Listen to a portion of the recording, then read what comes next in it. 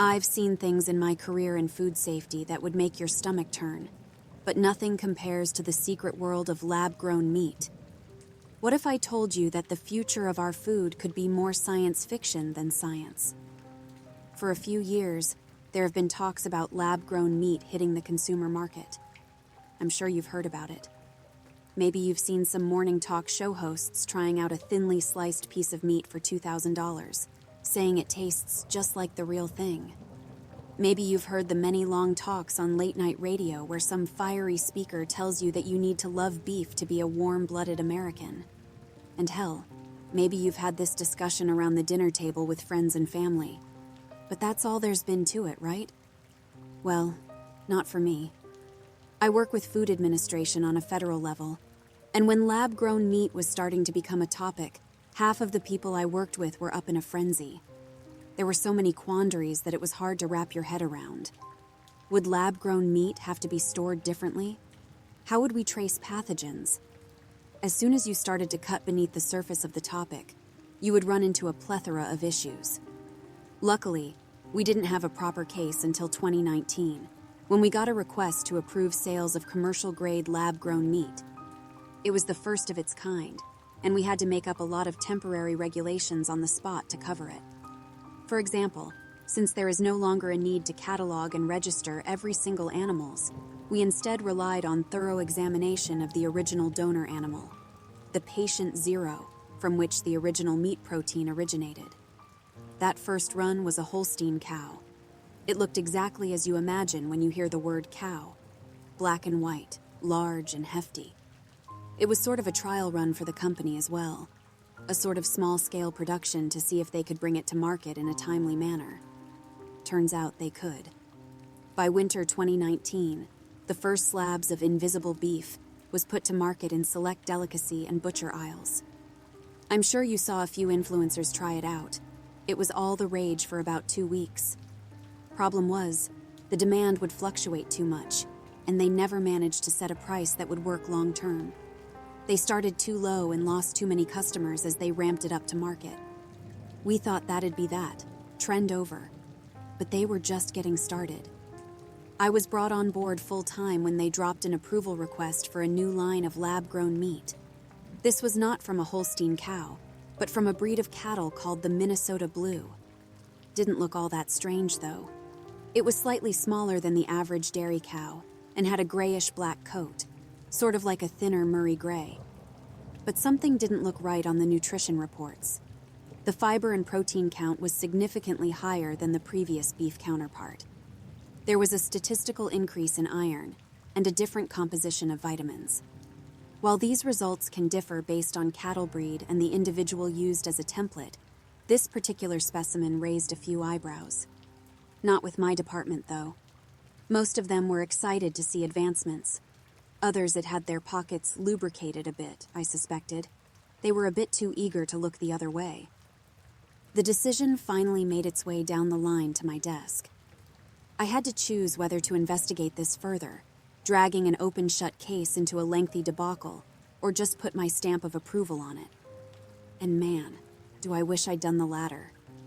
As I was the one with the objections, I was also the one to head up the investigation.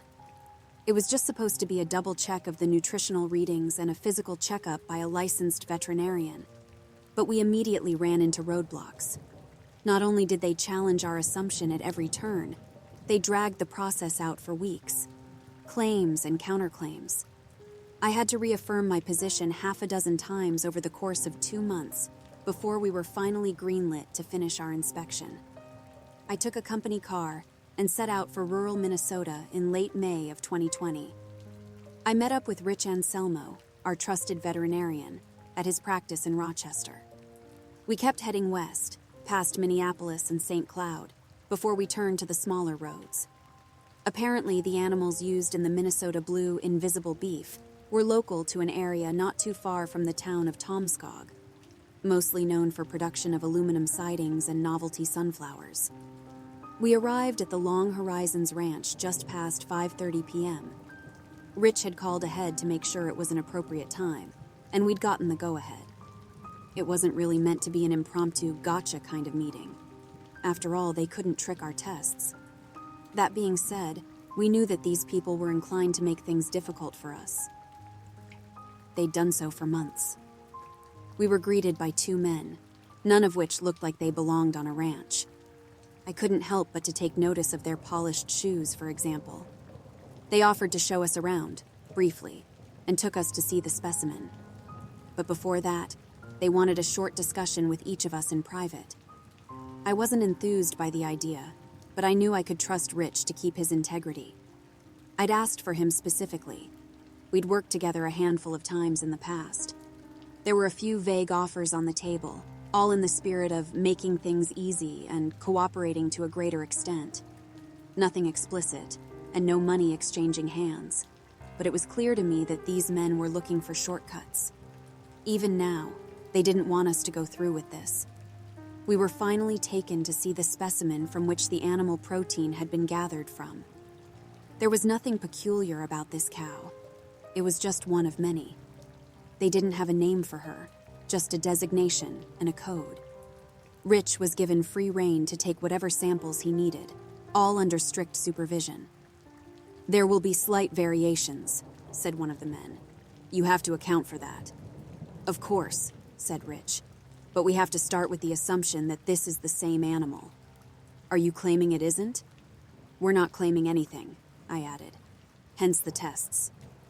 Rich proceeded with a general checkup as well as blood and mucus samples.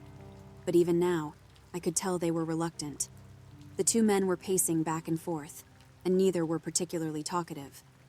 Once finished, we made our way back to the car, thanked our hosts, and told them we'd get back to them as soon as we had the results. There was little to no answer. These people knew the results wouldn't be great. I could tell. There was an uncertainty in the air, and that's usually something that only comes up when there is something to hide. Much like expected, Rich came to the same conclusion that I did. After performing a few tests and measuring the results given, it was clear that whatever nutritional values they'd claimed was nowhere near what we'd produced from the samples taken, meaning that either the nutritional values recorded were falsified, or we hadn't met the real Minnesota Blue. While my colleagues weren't particularly enthused about the prospect, they could no longer deny that we had to investigate it further. My boss brought it up with the company in question, and after a lengthy debate, I was called in for a private discussion. It was me, my boss, and 3 lawyers in a small meeting room. No windows. I was given 3 non-disclosure agreements to review and sign, all of which had been cleared by our internal lawyer team ahead of time. So yeah, I signed it. And here I am, breaking it. It was disclosed that the animal we'd tested had accidentally been the wrong one, and that no further inquiries on it was to be made. We were allowed to test the original animal, but there were a large number of stipulations we had to agree to. This had to do with corporate espionage law and consumer protection. That's what they said, at least. It was July 2020 when Rich and I went back to rural Minnesota to test the real Minnesota Blue. This time, we weren't heading to a ranch.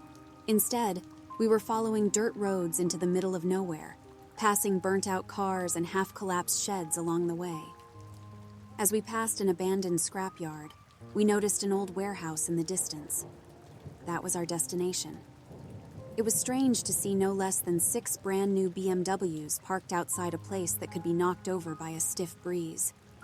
I saw sheets of corrugated metal barely holding on to rusting screws, giving off a creaking complaint with every whiff of movement.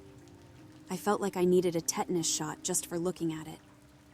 We were greeted by armed guards, a company veterinarian, and no less than 4 corporate lawyers. We were double-checked for recording devices, scanned for bugs, and all our testing equipment was screened by hand. All of it without exchanging a single word or pleasantry. "You are only allowed to take the necessary samples," one of the lawyers reiterated as we entered the building. "There will be no physical examination." "That's preposterous," chuckled Rick.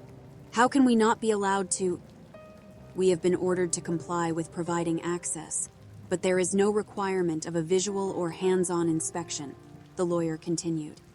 "You will be given minimum access, as pertain to your inspection requirements." "You can't be serious." We were shown into a room in the far back of the facility. We were given some custom testing equipment, long handles and tubes, made to take samples from a distance.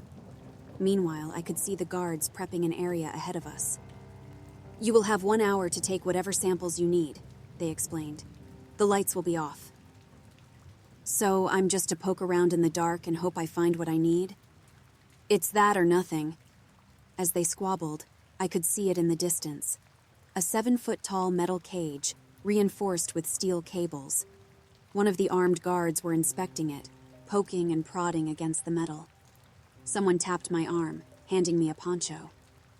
"To make sure you get no unwanted hair samples," one of the lawyers explained.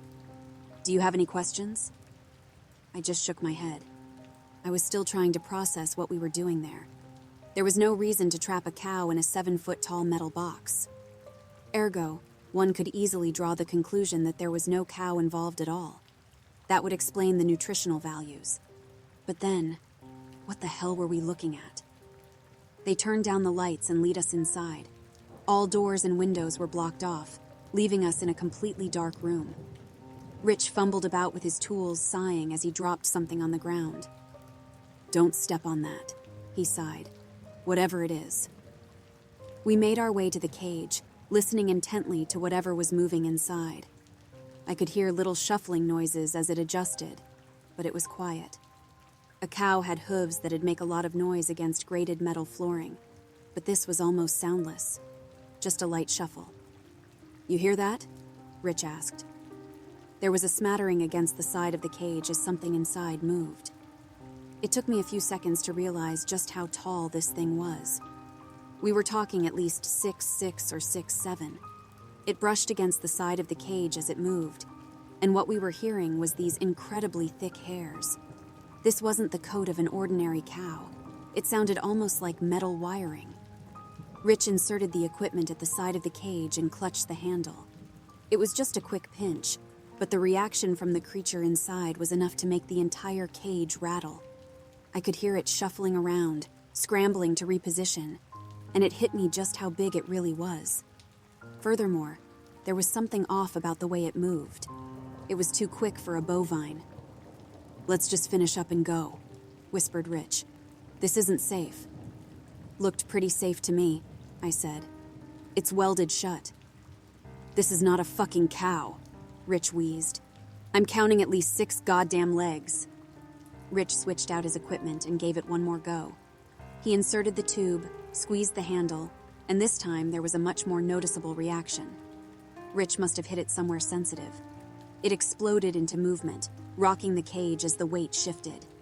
I could hear tapping of what sounded like claws as the entire cage started to tilt. It was climbing the walls. We stepped back, and I tapped the door. "We're done," I called out. "Open up!" The cage rocked again, now with a rhythmic thumping noise, like an engine trying to start. Deep, pop-like noises, some kind of communicative click. As the doors swung open, 2 armed guards pulled us out and closed the door behind us. I only caught a glimpse of what looked like horse hairs poking out the side of the cage. Our ponchos were taken away, and Rich's samples were sealed and labeled. We were hosed off with pressurized air and had our hands checked for sores or cuts. Once we were cleared, they immediately started ushering us out the building. I could hear the cage still moving in the background. Whatever was in there was angry. We had 3 vials of blood, all black as oil. They were labeled and timed, but that was all there was to it. Rich wasn't allowed any other kind of sample or examination, just blood. He protested all the way to the car. As we stepped back outside, we all stopped. There was the grating sound of metal being bent out of shape, and we all just listened for a second. Then, they all exploded into action. We were pushed back into our car, and the armed guards pulled out their handguns.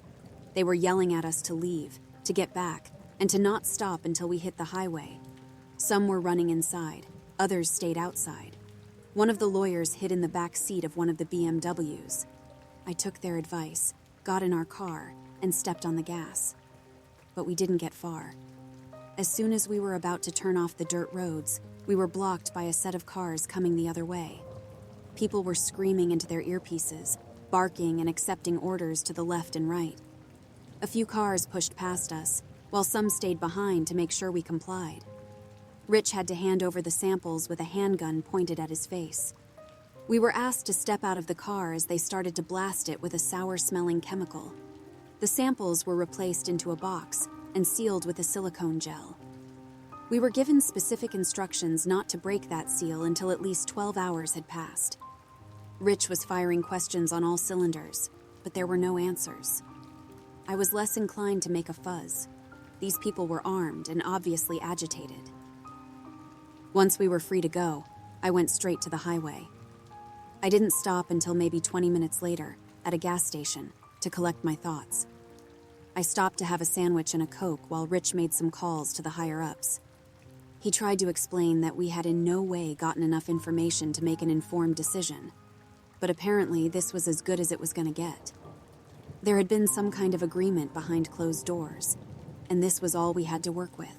3 vials of blood from the original Minnesota Blue dairy cow. I sat in the driver's seat, checking out the sealed box, while Rich was going off on my supervisor over the phone outside. There were a lot of colorful words being thrown around. I was mostly surprised that someone was there to pick up at all. We were pretty strict about not talking shop after hours.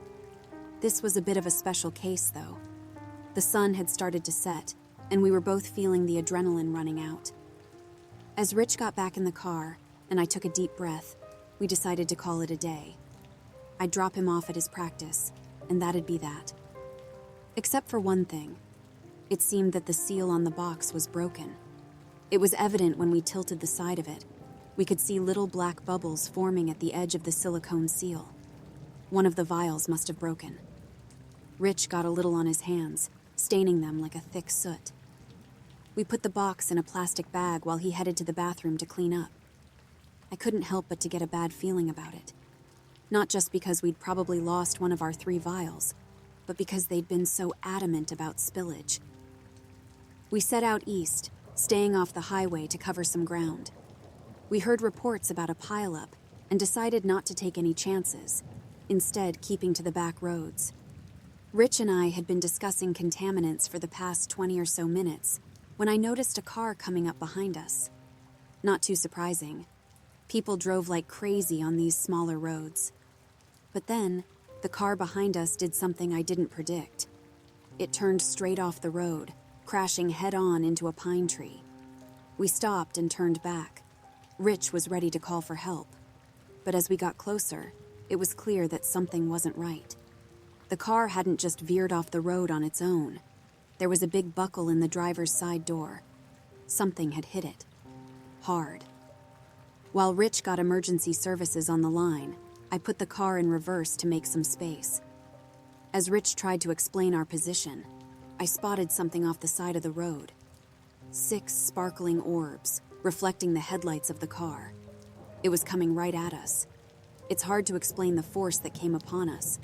It was vast enough to flip the car over completely, but I could tell that it could have done far worse if it had hit us just a bit different. In nothing but a heartbeat, I was covered in glass. Rich smacked his head into the dashboard, possibly breaking his nose. It was so fast that I didn't have the time to reflect. I went into this sort of instant animalistic panic. I barely even understood what happened until I saw a long insectoid appendage reach through the crack in the windshield, grasping at me with coarse, spike-like hair. I only saw parts of it in the light of the dying car. 6, maybe 8 legs, all covered in rough hairs that seemed to breathe with the rest of the body. Some kind of leather-skinned thorax, and an almost completely spherical head with 6 front-facing eyes. As I crawled into the back of the car and out through the broken rear window, Rich scrambled to get out through the passenger side door. He couldn't get the door to move. I had to come up the side and pull him through the window. We were both cut and bleeding. I could hear the emergency operator calling out through Rich's phone, still left somewhere in the car. The people we'd pulled over to help looked unconscious, or barely moving. That frontal crash was a lot worse than the side swipe we'd gotten. The creature made this strange, deep rumble, like an abyssal purr. It crawled across the wreckage with nothing but little tapping noises, using its appendages to grab and squeeze. As the silhouette loomed over us, I froze. Every nerve in my body screamed at me to run, but I couldn't get my mind to cooperate. Rich and I just stood there, watching the creature unfold to its full size, bones and joints snapping like unmade origami. The thing was easily larger than the car. As the headlights of the car flickered, I watched the thing move as by a strobe light. Slowly, it reached inside the car and brought out the sealed box of blood samples. I could see the black eyes reflect at me, as if trying to understand, as it sniffed the air. Clutching the box to its chest, it looked to Rich, then back at me as if gauging our response. I couldn't breathe. It could easily reach me in a single bound, if it wanted to. A growl escaped it, slowly shaping into a word. Mine.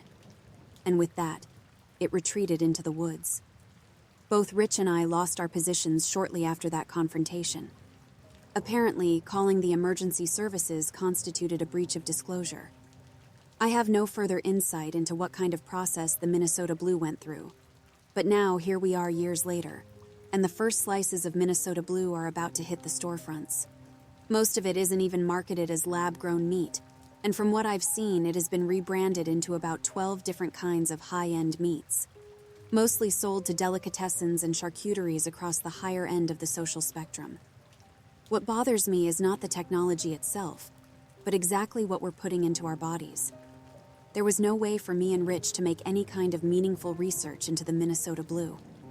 To this day, I'm trying to convince myself that I didn't hear that damn thing talk. But I know what I heard, and I can never unhear it. That thing was as monstrous as it was curious. I think it managed to track the blood scent of the samples for literal miles, perhaps by some sort of chemical reaction. Either that, or it had managed to catch a whiff of Rich and I. But it was strange, to have something so intelligent and powerful track us down, only to take back something that it thought smelled nice. This holiday season, make sure to double-check what exactly you're ordering. If something seems suspiciously cheap, or if there is something marketed as high-protein meat snacks of uncertain origin, just be aware. I know I'll be.